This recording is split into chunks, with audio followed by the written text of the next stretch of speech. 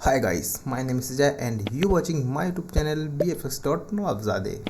तो गाइस हम लोग फिर से आ चुके हैं। आज हमारी वीडियो नंबर 3 है। तो हम लोगों ने पिछली वीडियो में कुछ ब्लेंडर के कुछ बेसिक टूल्स के बारे में बात कर ली थी। तो अब हम लोग ब्लेंडर के कुछ और टूल के बारे में बात करेंगे। तो सबसे पहले हम लोग अपने ब्लेंडर को ओपन कर लेते हैं।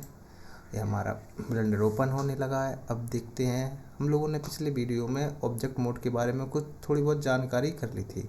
तो हमारा ब्लेंडर ओपन हो चुका है।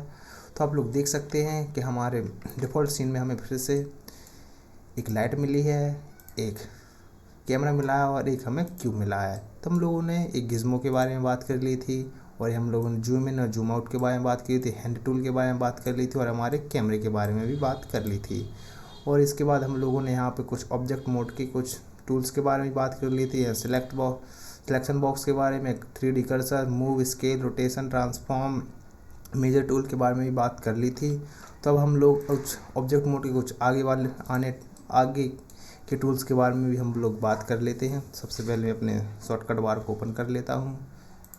मैंने अपना ये शॉर्टकट बार ओपन कर लिया। आप लोग राइट साइड में देख सकते हैं कि जो मैं बटन प्रेस करूँगा वो बटन आप लोगों को दिखने लगेंगे। तो सबसे पहले हमारा टूल आएगा एडिशन टाइप है। एडिशन टाइप का मतलब होता है कि जैसे ये हमारा 3D व्यू है, ये हमारा सीन कलेक्शन है। सीन कलेक्शन है हमारे जो 3D व्यू में ऑब्जेक्ट होते हैं वो सब चीज़ हमारे सीन कलेक्शन में होते हैं। जैसे हमारा एक कैमरा हो गया, एक क्यूब हो गया और लाइट हो गई। अब मैं अगर और भी क्यूब को ऐड करना चाहूँगा, आप लोग Shift+A बटन से आप लोग अपने कोई भी ऑब्जेक्ट को ऐड कर सकते हैं। जैसे मैं मैश में जाता हूँ, मैश के बाद अपने एक प्लेन ले लेता हूँ। तो मैंने प्लेन ले ली। तो आप लोग इसको थोड़ा सा स्केल कर लेते हैं।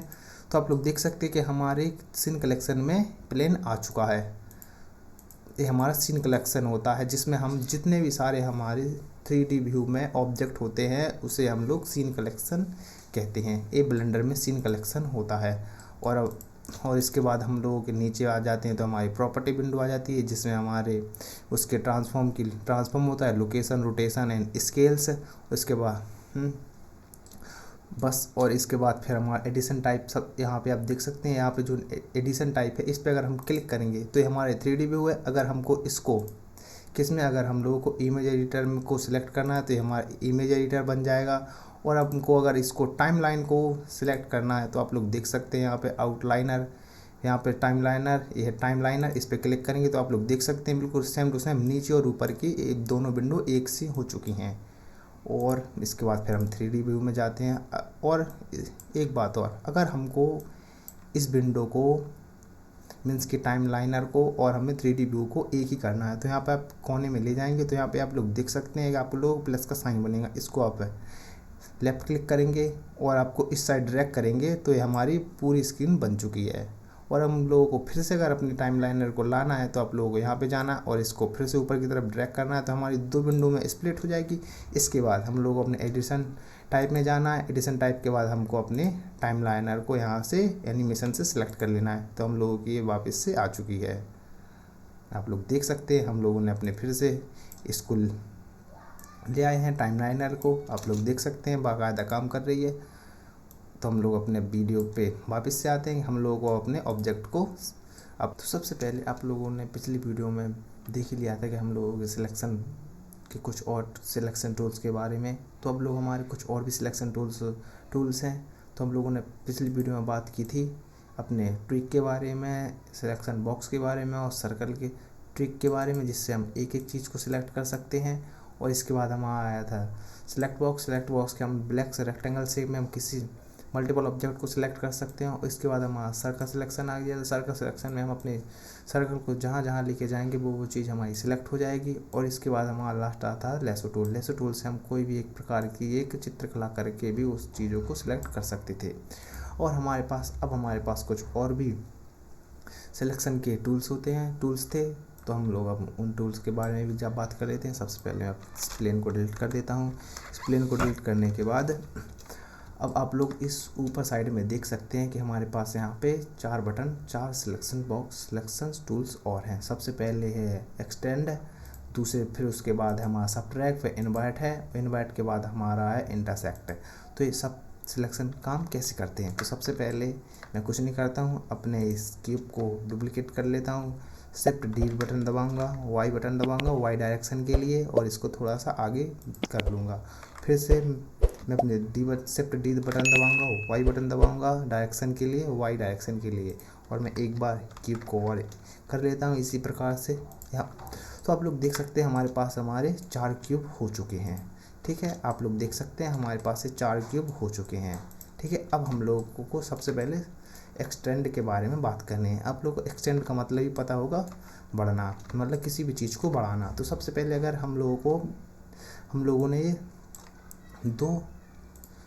दो क्यूब सेलेक्ट कर लिए और हम लोगों को 2 क्यूब और सेलेक्ट करने हैं, तो हम लोग इन पे जैसे इसको सेलेक्ट करेंगे तो हमारे ये डीसेलेक्ट हो जाएंगे।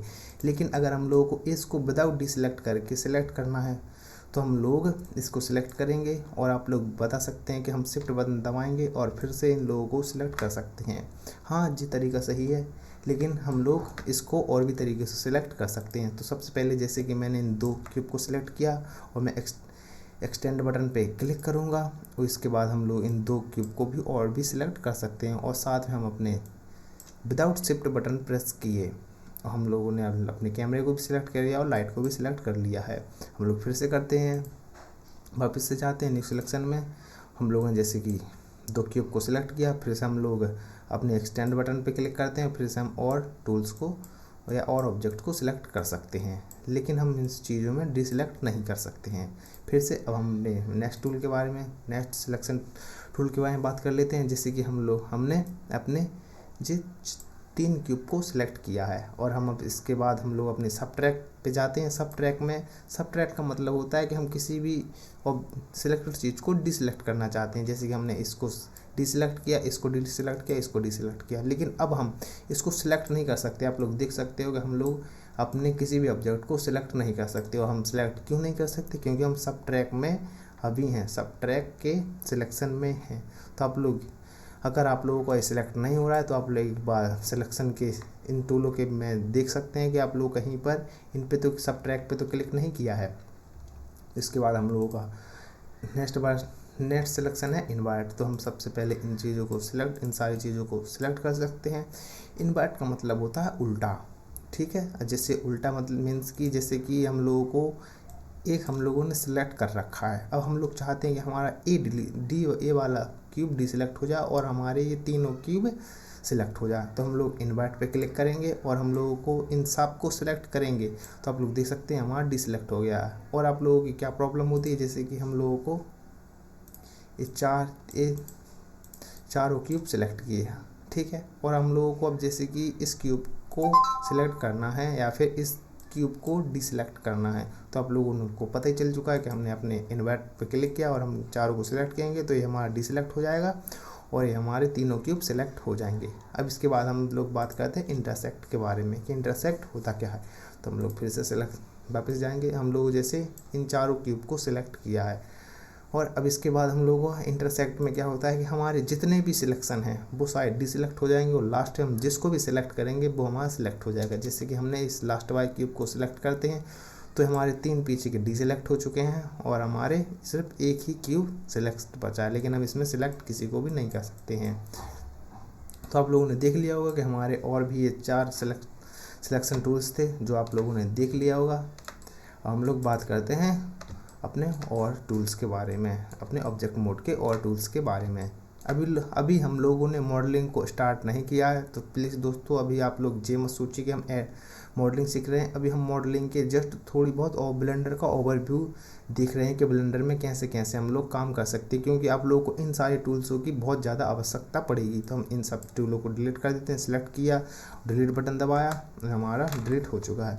मैंने दरअसल कीबोर्ड के डिलीट बटन दबा के इनको डायरेक्ट डिलीट कर दिया है, वरना आप लोग इसको Ctrl+Z करूँगा वापस लाऊंगा, वरना आप लोग इस पर क्लिक करेंगे, राइट क्लिक करेंगे और यहाँ पे डिलीट बटन दबा के भी डिलीट कर सकते। सिलेक्ट करके आप लोग X दबाएंगे तो भी ये डिलीट हो जाएंगे। ठीक है दोस्तों, ये आप लोगों को एक शॉर्टकट की है, आप लोग इन चीज़ों को याद रखें डिलीट करने के लिए। लेकिन हाँ, मैं ज़्यादातर X बटन का प्रयोग नहीं करता हूँ, मैं सिर्फ डिलीट बटन का प्रयोग करता हूँ। अब हम लोग अपने आगे चलते हैं। जी हमारे व्यू है, व्यू में हम लोग अपने हर चीज़ों को देख सकते हैं। साइड बार, टूल बार, यहाँ पे हम देख सकते हैं हमारा चला चुका है और ये यहाँ पे आ चुका है, जिसकी शॉर्टकट की हम लोगों ने पिछली वीडियो में T बटन को देख चुके थे। जैसे कि हमने टी दबाया तो हमारा साइड हाइड हो गया और हमारा वापस से आ चुका है। इसी तरह से हमारा साइड बार, जो यहाँ पे साइड बार है, इसके बारे में आप लोग देख सकते हैं कि यहाँ पे हमारे एक्टिव टूल्स के बारे में वो व्यू में देख सकते हैं। हमारे सब चीज़ ट्रांसफॉर्म लोकेशन हर चीज़ यहाँ पे आ चुकी है, जो हमारी यहाँ पे प्रॉपर्टी विंडो में इस साइड इस क्यूब के प्रॉपर्टी विंडो में यहाँ पे आप देख सकते हैं। जो चीज़ हमारी यहाँ पे है वही चीज़ हमारी यहाँ पे है। तो मैं फिर से इसको हाइड कर देता हूँ। इसके बाद सिलेक्ट में हमारे ऑल सेलेक्ट में ए बटन दबाएंगे हम तो हमारे ऑल सेलेक्ट हो जाएंगे। ये शॉर्टकट कीज हैं। और नन सेलेक्ट करेंगे तो अल्ट ए दबाएंगे। जैसे हमने ऑल सेलेक्ट किया और अल्ट ए दबाएंगे तो हमारे अनसेलेक्ट हो जाएगा या डिसलेक्ट हो जाएगा। अब इनके बाद हम लोग ए, और इसके बाद हमारे एडिट मोड के लिए काम गए। जब हम अपनी एडिटिंग करेंगे तो इन सब ऑब्जेक्ट के और इन सब चीज़ों के बारे में बात करेंगे। अब इसके बाद हमारा ऐड में हम लोग वही है, जैसे हम शिफ्ट ए बटन दबा के ऐड करेंगे, बिल्कुल सेम टू सेम हमारे यहाँ पे क्लिक करके भी हम ऐड कर सकते हैं। जैसे मैश में जाएंगे, एक प्लेन ले लेंगे और इसको स्केल कर लेंगे। तो आप लोग देख सकते हैं हम लोगों ने यहाँ पे शिफ्ट ए से भी हम ऐड कर सकते हैं प्लेन को, और हम यहाँ से भी ऐड कर सकते हैं। कैमरा टेस्ट लाइट हो गया, कैमरा हो गया, हम इन सब चीज़ों को भी ऐड कर सकते हैं। तो मैं इसको डिलीट कर दूंगा, डिलीट बटन दबा सेलेक्ट करूँगा, डिलीट बटन दबाऊँगा। इसके बाद हमारे ऑब्जेक्ट में हमारे ऑब्जेक्ट की ट्रांसफॉर्म आती है। हमारे ऑब्जेक्ट के बारे में हर जानकारी यहाँ पे होती है। डुप्लीकेट ऑब्जेक्ट के लिए हो गया, देख सकते हैं आप लोग, शिफ्ट डी हो गया, अल्ट डी से लिंक हो जाएंगे। हम लोग अब आगे बात करते हैं। तो आप लोग देख सकते हैं यहाँ पे ग्लोबल एक्सेस जो हमारे होते हैं, जो हमारे एक्सेस हैं, कौन से एक्सेस पे, जैसे कि हमारी सबसे पहले हम लोग मूव टूल पे क्लिक करते हैं और आप लोग देख सकते हैं यहाँ पे जो वो जेड डायरेक्शन है हमारी ऊपर साइड, जो हमारी वाई डायरेक्शन और जो हमारी एक्स डायरेक्शन है। तो इसको वापस ले आता हूँ। तो आप ये हमारी ग्लोबल एक्सेस है। और एक्सेस मीन्स कि हमारी बिल्कुल ग्लोबल, मतलब कि एक्स वाई जेड हमारे और पूरे वर्ल्ड को देखकर हमारी एक्सेस होती हैं। अब मैं इसको अगर कितने भी डिग्री पर आध बटन दबाऊंगा और इसको मैं एक्स डायरेक्शन में रोटेट कर दूंगा तो आप लोग अभी भी देख सकते हैं कि हमारी जो एक्सेस है वो हमारी अभी भी ग्लोबल एक्सेस है। अगर हम चाहते हैं कि हमारी ये ग्लोबल एक्सेस को हम लोकल एक्सेस में चेंज करना चाहते हैं तो आप लोग यहाँ पे जाएंगे और लोकल में दबा देंगे। तो आप लोग देख सकते हैं कि जेड हमारा ए हो चुका है, एक्स हमारा ए हो चुका है, वाई हमारा ए हो चुका है। ये हम लोगों को अभी मॉडलिंग या अपने ऑब्जेक्ट या एनवायरनमेंट डिज़ाइन करने में बहुत ज़्यादा उपयोग में आता है। तो इसीलिए आप लोग इसको ध्यान रखें कि हमारे लोकल है या फिर ग्लोबल है इस बारे में। तो हम लोग अब इसके बारे में आप देख सकते हैं यहाँ पे नॉर्मल एक्सेस हुआ, gimbal axes, view axes, cursor axes, ये हमारे आगे चल के बहुत ज़्यादा इंपॉर्टेंट है। ग्लोबल एक्सेस और लोकल एक्सेस बहुत ज़्यादा इंपॉर्टेंट हैं। हम इसको जाएंगे कंट्रोल डी करके दोबारा से सही कर देता हूँ। कंट्रोल जेड कर रहा हूँ, बाय द वे आप लोग देख सकते हैं यहाँ पे मैं कंट्रोल जेड कर रहा हूँ, इसको फिर से वहीं पे लाता हूँ। अब इसके बाद हम लोगों के आते हैं पिवट पॉइंट्स। अब पे पिवट पॉइंट्स होते क्या हैं तो आप लोग इस क्यूब में देख सकते हैं कि जरा सा यहाँ पे देखो एक डॉट सी बन के आ रही है, जैसी हमारी ए वाली ये इसमें बन के आ रही है और हमारी लाइट में भी ये डॉट बन के आ रही है। जिससे कि हमें अभी हम अगर अपने क्यूब को स्केल करेंगे तो आप देख सकते हैं कि बिल्कुल जहाँ पे हमारी वो डॉट है वहीं से स्केल हो रहा है। और अगर हम चाहते हैं ये स्केल हमारे जैसे ये है, अभी भी हमारे यहाँ से स्केल इसी साइड से स्केल होगा और हम चाहते हैं कि हमारा स्केल अभी यहाँ पे 3D कर्सर के अनुसार हो स्केल। तो हम सबसे पहले कर्सर कुछ नहीं करेंगे, यहाँ पे हम अपने ऑब्जेक्ट में जाएंगे, अपने इसको क्यूब को सिलेक्ट करेंगे, ऑब्जेक्ट में जाएंगे और इसके बाद हम सेट ओरिजिन जाएंगे और ओरिजिन टू 3D कर्सर। अब जैसे हमने यहाँ पे सेट किया तो अब लोग देख सकते हैं कि हमारे जो एक्सेस है वो हमारी इस डॉट के अनुसार काम कर रही हैं। अब जैसे हम इस डॉट को यहाँ वहाँ करेंगे तो देख सकते हैं हमारे स्केल करेंगे तो इसके फॉर्म में स्केल होगा।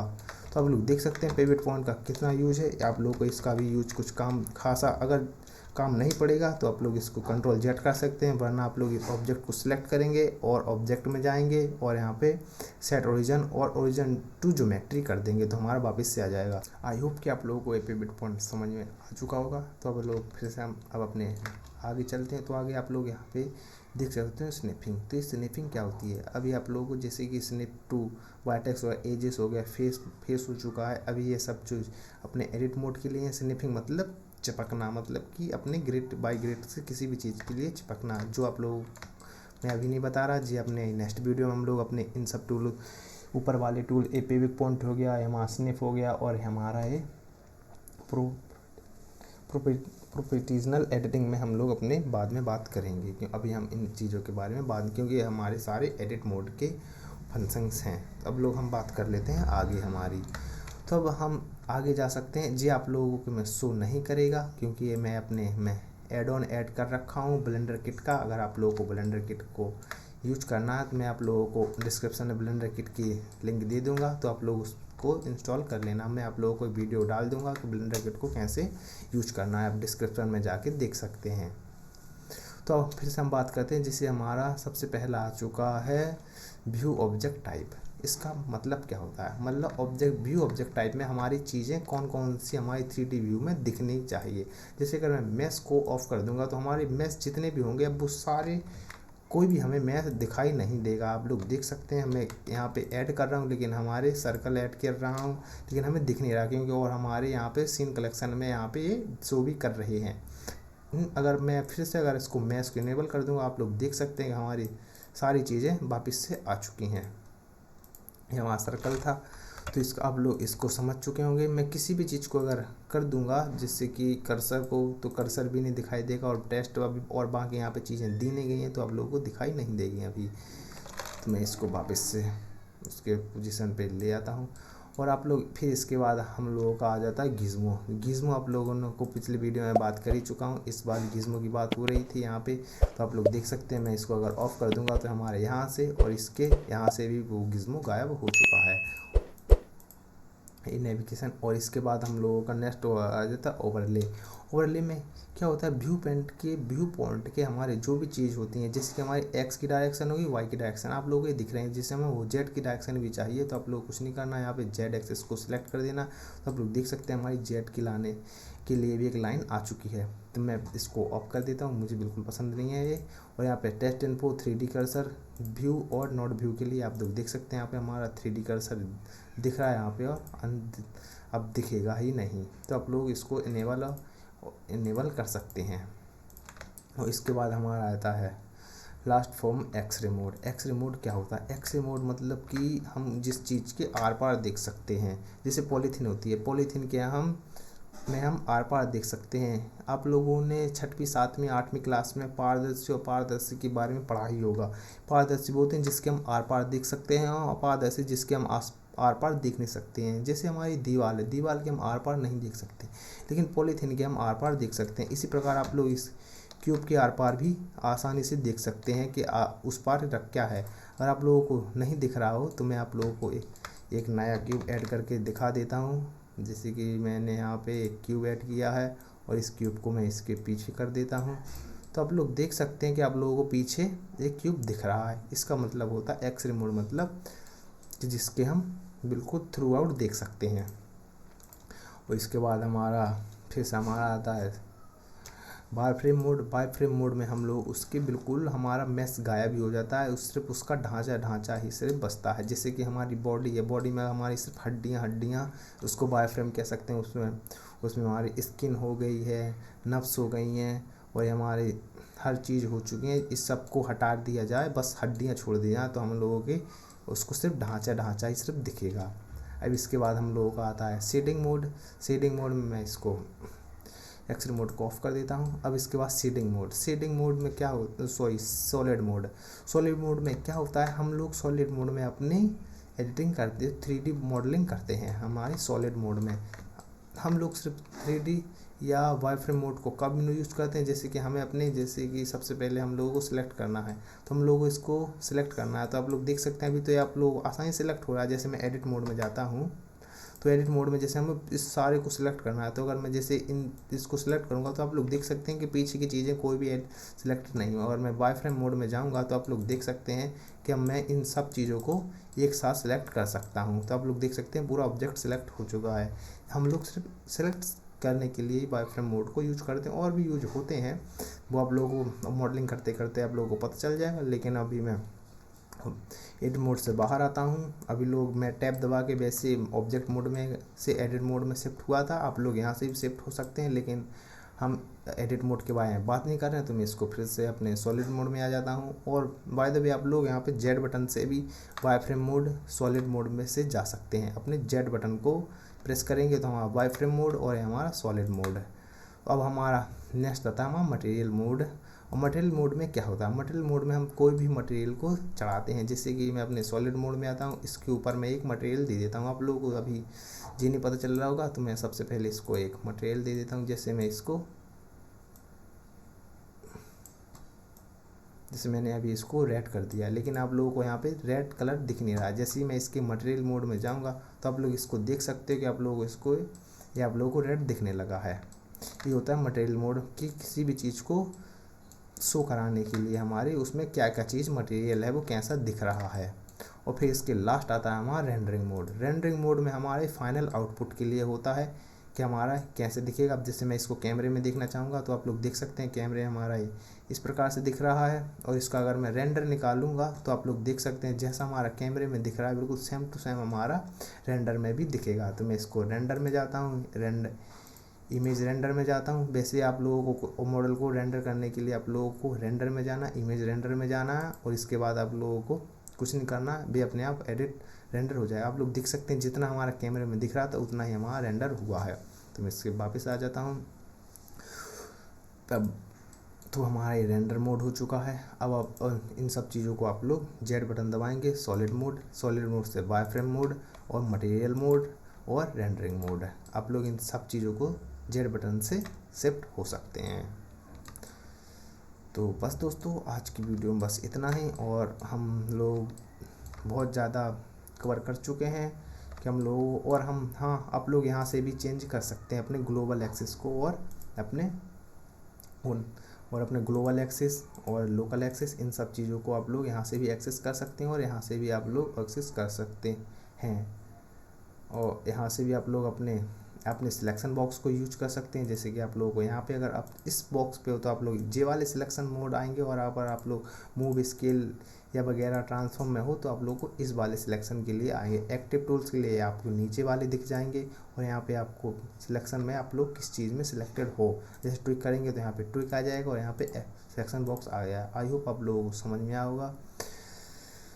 तो आई होप दोस्तों आप लोगों को समझ में आ चुका होगा हमारा ऑब्जेक्ट मोड। हम लोगों ने ऑब्जेक्ट मोड के बारे में आज प्रॉपर बात कर ली है, पूरी तो नहीं कहूँगी, फिर भी जितना हो सकता है मैंने आप लोगों को बता दिया। एक बिगिनर के लेवल पे आप लोगों को जितना हो सके उतना आप लोग देख सकते हैं। आप लोग इन सारे टूल्स को यूज करें। यूज करने के लिए आप लोगों को कुछ नहीं करना, जैसा मैं सेम टू सेम करते गया बिल्कुल सेम टू सेम आप लोगों को करते जाना, ताकि आप लोग ब्लेंडर में ओवरव्यू हो जाएं कि ब्लेंडर कैसे काम करता है। और पिछली वीडियो फिर इसके नेक्स्ट वीडियो से हम लोग अपनी मॉडलिंग स्टार्ट कर लेंगे, और मॉडलिंग स्टार्ट करेंगे फिर हम अपने बहुत अच्छे मॉडल्स क्रिएट करेंगे। तो अब चलते हैं दोस्तों। और हाँ दोस्तों एक बात और, आप लोगों को देखना हो मॉडल कैसे क्रिएट करते हैं तो मैं डिस्क्रिप्शन में अपने इंस्टाग्राम की और फेसबुक पेज की और लिंक्डइन अकाउंट की लिंक पेस्ट कर दूंगा। तो आप लोग वहाँ जाकर मुझे फॉलो ज़रूर कर लेना और अपने कमेंट्स में बताना कि मैं कैसा कर सकता हूँ और कितने बता सकता हूँ। आप लोग आइए, आप लोग उसको मेरे पेज को और इंस्टाग्राम अकाउंट को ज़रूर करके फॉलो कीजिए। तो मिलते हैं दोस्तों नेक्स्ट वीडियो में। Thank you for watching this video. Bye.